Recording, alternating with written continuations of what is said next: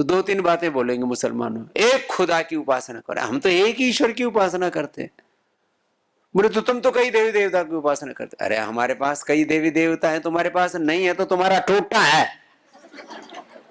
तुम्हारे पास देवी देवता नहीं तो तुम कौन से महान हो, तुम्हारे पास में तो कुछ है ही नहीं। फिर एक खुदा के अलावा तुम्हारे पास कुछ कहने के लिए दूसरा है?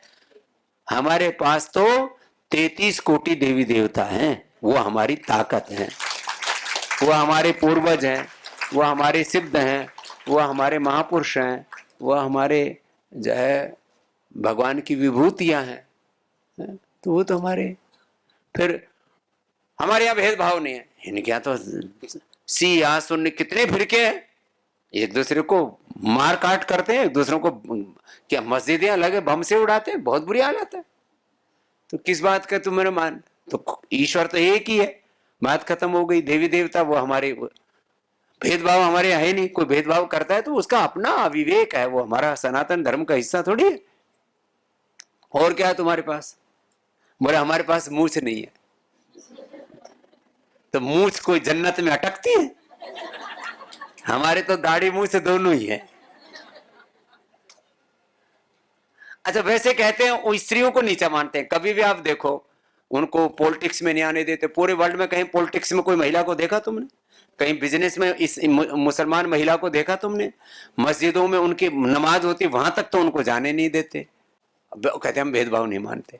हम तो माँ को भगवती कह के, जगदम्बा कह करके पूजते, छोटी कन्या के चरण पूजते हैं। हम माँ को भी पूजते हैं, छोटी कन्या को भी पूजते हैं। तो हमारे यहाँ कोई भेदभाव नहीं है। किस बात? और बोले हमारे यहाँ तो भाईचारे का धर्म है। अरे भाईचारा हमसे ज्यादा कहाँ? कोई कहता है the religion of love, the religion of compassion, पता नहीं क्या क्या, ऐसे ब्रांडिंग करने के चक्कर में घूमते रहते। सनातन धर्म में जो शाश्वत सत्य हैं वो त्रिकाल में सत्य थे, सत्य हैं और सत्य रहेंगे। तो अपने को कोई खैर, ये तो अपने सनातन धर्म की गौरव की बात हो गई। बाकी तो हम किसी के बारे में कोई हल्की बात कहते नहीं, लेकिन कोई हमको ये बताए कि तुम घटिया हो तो फिर तो भाई हम छोड़ेंगे नहीं। तुम घटिया, तुम्हारे बाप घटिया, तुम्हारा खानदान घटिया। हम किसी को घटिया कहते नहीं, लेकिन कोई हमको घटिया कहेगा तो फिर उसको छोड़ते नहीं, ना किसी को छेड़ते, और कोई हमको छेड़े तो ना किसी को छोड़ते। ऐसे फालतू के काम हैं ये तो दुनिया में। ऐसी दुनिया में आप देखो तो पूरे देश में ऐसे कुछ लोग रोज बकवास करते रहते हैं, फालतू की बात है। तो मैं आपको ये कहना चाह रहा हूं कि आप माँ बहन बेटियां, अभी लंबी श्रृंखला चलेगी आपकी, अभी भी आप 4 दिन और यहीं टिकने वाले हैं। कल सुबह दीदी ने बोला कि तुमको वहीं बुला लेते हैं पतंजलि में, वहीं टिका देते हैं, सुबह आप योग करेंगे हमारे साथ।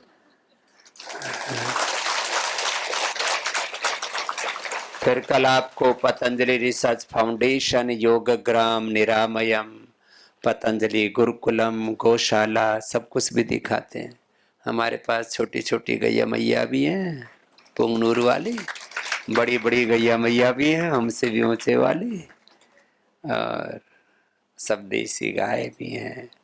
हजारों जड़ी बूटियां हैं पतंजलि औषधीय उद्यान में, हर्बल गार्डन में। फिर योगग्राम, निरामयम तो धरती का स्वर्ग जैसा ही, पतंजलि वेलनेस में चारों तरफ रौनक ही रौनक है। अभी मैं दिल्ली में था तो बोले कितनी दूर है पतंजलि? मैंने कहा ओनली 2.5 आवर फ्रॉम दिल्ली। कितनी जमीन पर है? मैंने कहा ऐसे ही होगा करीब 1000 एकड़ पर होगा। हाँ वाह। मैंने कहा वाह क्या है? लोगों को लगता है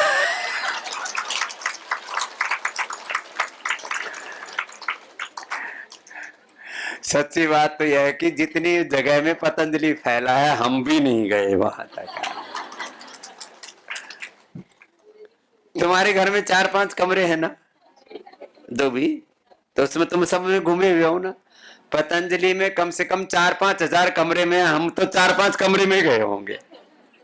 कहाँ कौन घूमे, इतनी सब सेवाएं चलती, देखते सब हैं, लेकिन हमारा काम है सेवा करना और सबको साथ में लेके बढ़ना।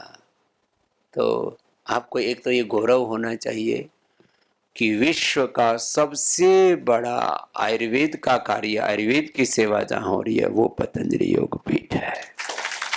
विश्व की सबसे बड़ी योग की सेवा, सबसे बड़ी आयुर्वेद की सेवा, विश्व की सबसे बड़ी स्वदेशी की प्रेरणा जहां से मिल रही है वो पतंजलि है।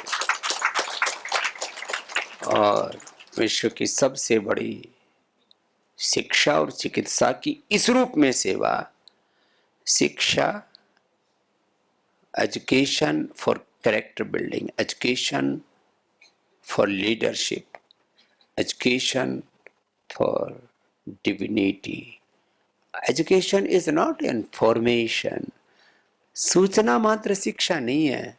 वो तो आजकल चारों तरफ फेसबुक पे जाओ, यूट्यूब पे जाओ, इंस्टाग्राम पे जाओ, नेट के ऊपर जाओ, इधर उधर चारों तरफ इंफॉर्मेशंस के नाम पर इतना ज्यादा भीड़ है और इतना ज्यादा कचरा भरा पड़ा है। किस चीज की इंफॉर्मेशन, सारी दुनिया के बारे में जानते और खुद से अनजान है।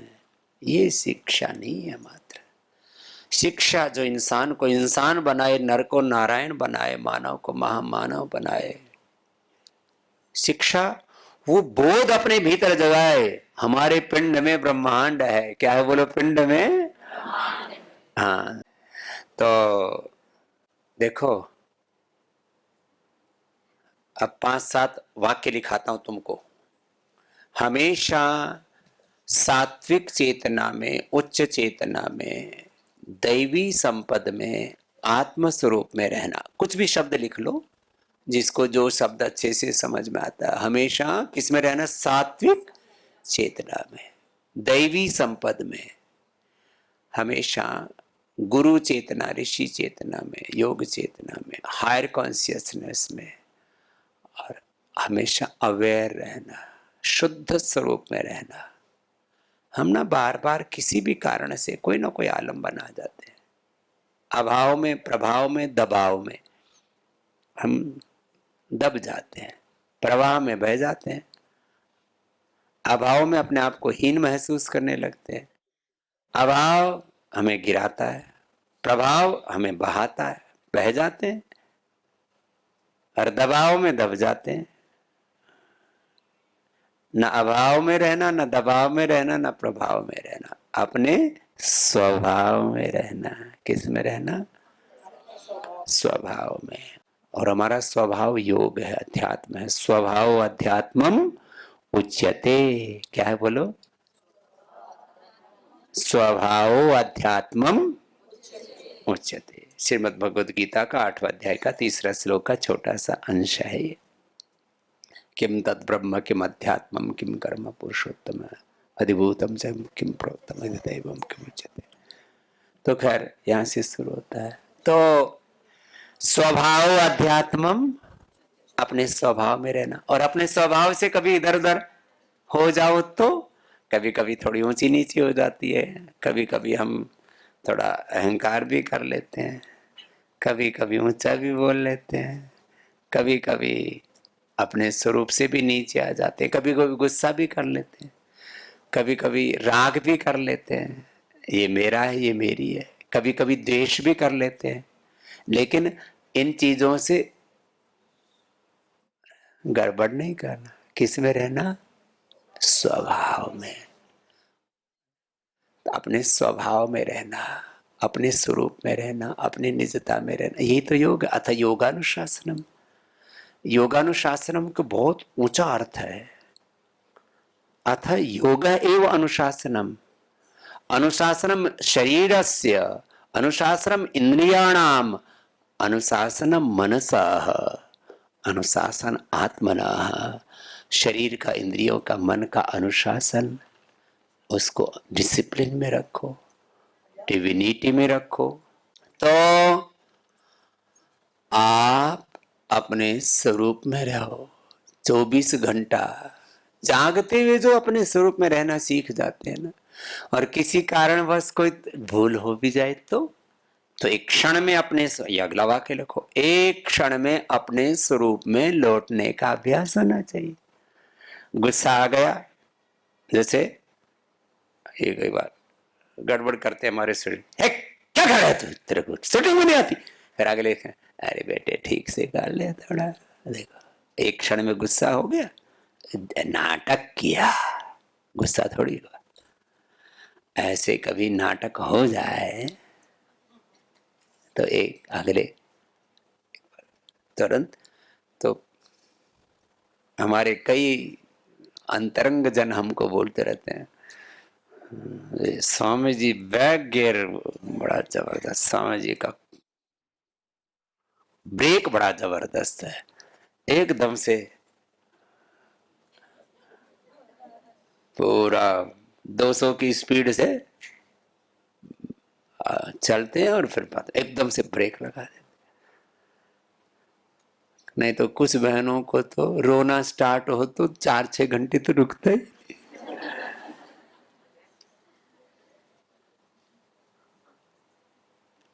किसी से नाराज हो जाए तो 7-7 दिन बोलते नहीं, इंतजार करते पहले कौन बोलेगा।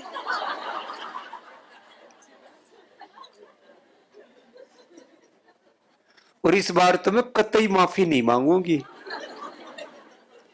मैं बहुत बहुत मैंने कंप्रोमाइज किया, इस बार तो कतई कंप्रोमाइज नहीं करूंगी। हाँ, मैं भी बताती हूँ कि मैं भी कुछ हूं। अरे मैया आप सब कुछ हो, इन बातों में कुछ नहीं रखा मेरी बहनों। कभी किसी से गलती हो जाए, पति से, सास से, ससुर से, बच्चों से, बहू से, बेटी से, किसी से भी, रिश्तेदार से, और आपस में भी किसी से कुछ भूल चूक हो जाए, क्यों अपने माथे लेके घूमते रहते हो? निर्भर होकर के जियो। देवी संपद के 2-3 श्लोक है ना, पूरे बताऊंगा अभी। बोझ के साथ नहीं, किसके साथ जीना है? बोध के, भार के साथ नहीं, निर्भर होकर के। हल्के रहो ना थोड़े, तुम हरिद्वार आए हो ना, तो वापस जाओ ना तो इतनी अच्छी होकर के जाओ, घर वाले कहें तो हर साल जाया करो। घर वाले कहें या ना, के घर वाला जरूर कहे। और सासुर ससुरा, हाँ? हाँ, वो भी कहें भाई हमारी बहू तो एकदम देवी बन करके आई है। ऐसे देखो, अपने स्वभाव में परिवर्तन लाओ। तुम तो एक छोटा सा परिवार चलाते हो 5-10 लोगों का, हम कितना बड़ा परिवार चलाते हैं। और फिर भी 99.99% लोगों को मैं राजी रखता हूं। कभी कभी कभी कभी मैं डांटता भी हूं, मेरी डांट बहुत कम लोगों से झिलती है, इसलिए कम डांटता हूं। फिर संभालना भी पड़ता है, डांट के फिर डबल काम करना पड़ता है, पहले डांटो फिर संभालो, फिर करने ही क्यों है ऐसा? क्योंकि जिसको डांटो फिर वो रोए धोएगा, फिर उसको संभालने में समय लगेगा, इसलिए हम पहले से बैलेंस करके चलते हैं। कभी कभी कोई बहुत बड़ी गलती करे तो उसको याद रहे, तो इसके लिए थोड़ा सा डांटते हैं।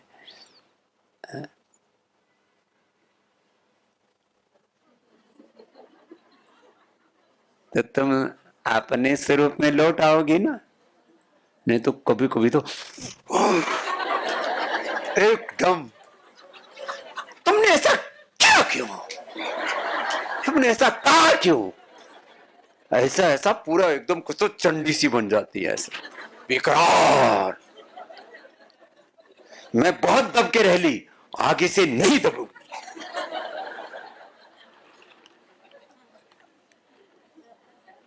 मैंने बहुत कंप्रोमाइज किया है, आगे से मैं कंप्रोमाइज नहीं करने वाला। कुछ नहीं रखा, समझदारी से जी लो बच्चों। तो कभी गड़बड़ हो जाए तो ऐसे अड़ियल रुख मत अपनाना। और कंप्रोमाइज किन से करना है? अपने परिवार से ही तो करना है, कोई पाकिस्तान से थोड़ी करना है। अब घर में पाकिस्तान बनाने से क्या फायदा?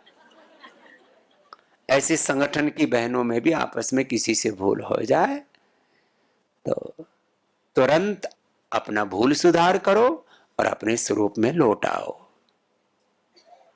संगठन चलाने के लिए अत्यंत उदार होना पड़ता है बच्चों। हाँ। मैं यदि उदारता ना रखूं तो ये लाखों करोड़ों का परिवार 1 मिनट में टूट फूट जाए।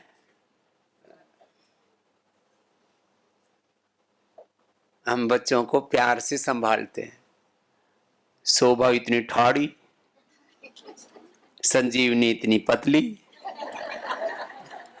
यदि दोनों को ना संभालूं तो बीच में मेरी चटनी बन जाए।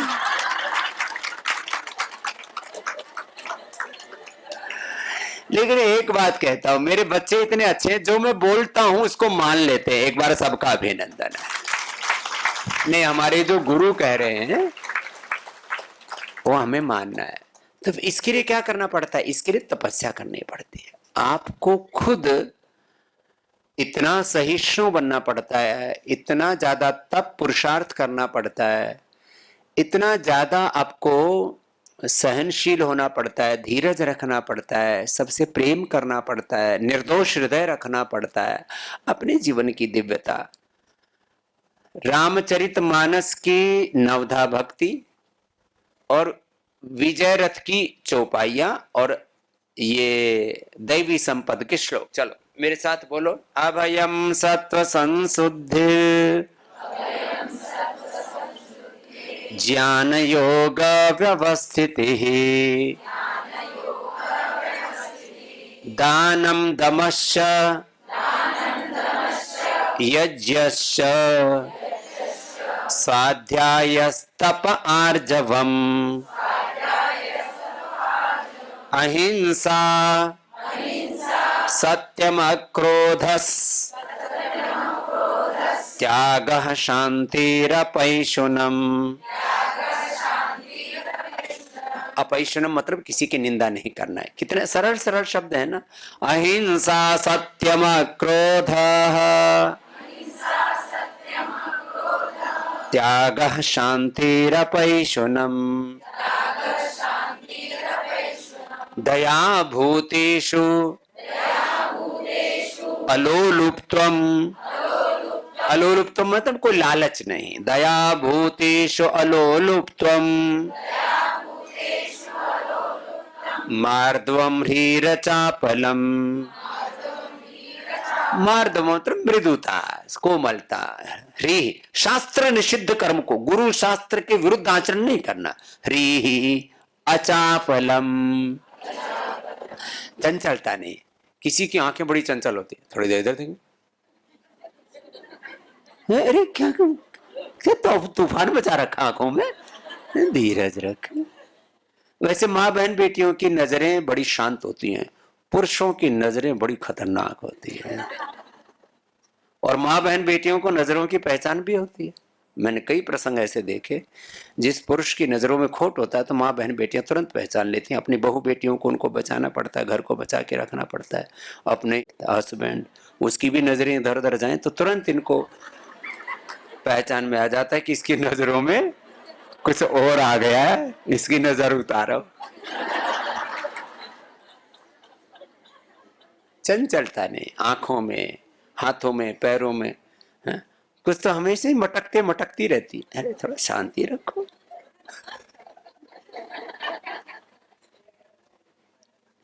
दोनों श्लोक समझ में आए? अभयम सत्व सत्व संशुद्धि, चित्त की शुद्धि। अभयम सत्व संशुद्धि ज्ञान योग व्यवस्थिति ही। ज्ञान में, योग में प्रतिष्ठा हो हमारी। ज्ञान योग में प्रतिष्ठा, ज्ञान में योग में, दोनों में कहो, या ज्ञान योग में प्रतिष्ठित। अवयम सत्व संसुद्ध ज्ञान योग व्यवस्थिति। दानम, पता ही है, दमश, शरीर इंद्रियों को नियंत्रण में रखो। यज्ञ, जो है उसको देने का भाव, यज्ञीय भाव, जीवन को यज्ञीय बनाओ। दानम दमश यज्ञ, स्वाध्याय, स्वाध्याय करो, सदग्रंथों का अध्ययन करो, तप करो। तप माने प्रतिकूल अवस्थाओं में जीना सीखो, संघर्ष करना सीखो। स्वाध्याय तप। आर्जवम, ऋजुता रखो, सरलता, सहजता। इसको दो तीन तरह से कहा, आगे मार्दवम भी कहा, वो भी इसी से के साथ सद्गुणों का एक श्रृंखला रहती है। अहिंसा, किसी के प्रति हिंसा का भाव नहीं, किसी भी प्रकार से किसी का अहित न चाहना, यही अहिंसा है। किसी को मारना पीटना है तो बहुत स्थूल रूप है उसका। मनसा वाचा कर्मणा, कभी भी किसी का अहित चिंतन नहीं करा। किसी को मारना ताड़ना तो बहुत दूर की बात है। अहिंसा सत्यम अक्रोध, क्रोध नहीं करती ना, करते तो बच्चा भी जरा गड़बड़ करे, अभी मारूंगी तेरा लपटा, कुछ तो ऐसे मार देती है, हाथ ही उठते रहते। अरे रे शांति रे मेरे बापा। अहिंसा सत्यम क्रोध। तो आज के बाद कोई भी माँ बहन बेटियां गुस्सा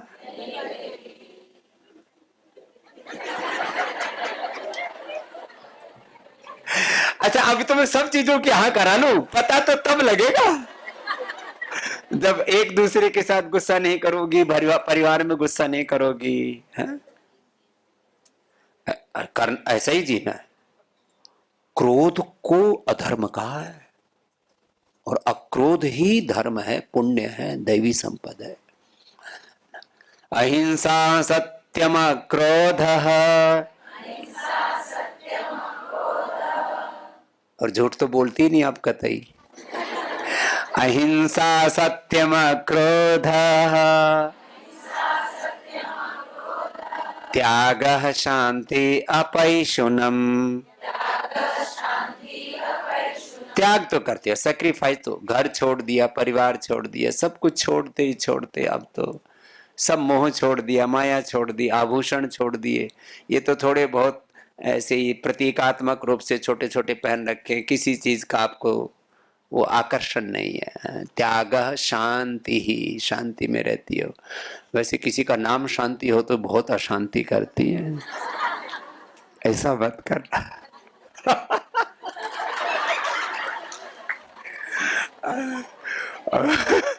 हम जिस घर में पैदा हो उसमें भी एक शांति थी, उसने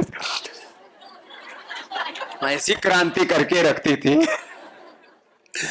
त्याग शांति ही अपैशुनम। किसी की निंदा, चुगली करने में, और वो भी वैश्विक चुगली करने में बड़ा मजा आता है। घर परिवार से शुरू करके स्टेट के सीएम, फिर देश के पीएम, फिर अपोजिशन के राहुल गांधी से लेके, और फिर जो बाइडेन, ट्रम्प, फिर रसिया वाला पुतिन, फिर चाइना वाला शी जिनपिंग, और उत्तर कोरिया वाला किम जोंग। इधर उधर सबकी निंदा। उसका पति ऐसा, उसकी पत्नी ऐसी, उसकी बहू ऐसी, उसके बच्चे ऐसे, और इसका ऐसा, उसका ऐसा। अरे तू कैसा मेरे बाबू, है ना? अच्छा, इसमें क्या, इसमें मिलता कुछ नहीं। चटके ले ले करके उसकी छोरी भाग गई, कहाँ गई पता नहीं, कहाँ मरी होगी, इसकी माँ भी ऐसी, उसकी भाव ऐसे ऐसे ऐसे ऐसे। अरे भाई, किसी की निंदा करने से कोई लाभ, उसके बारे में बार बार सोच के अपना स्वभाव और खराब हो जाता है। इसलिए किसी की निंदा, अपने संगठन में भी जो बहनों में कोई दुर्गुण हो, दोष हो उसमें कोई, तो उसको भी प्यार से अकेले में समझा दो। सामूहिक रूप से ऐसी बात बोलो कि किसी को इंडिविजुअली टारगेट ना करो।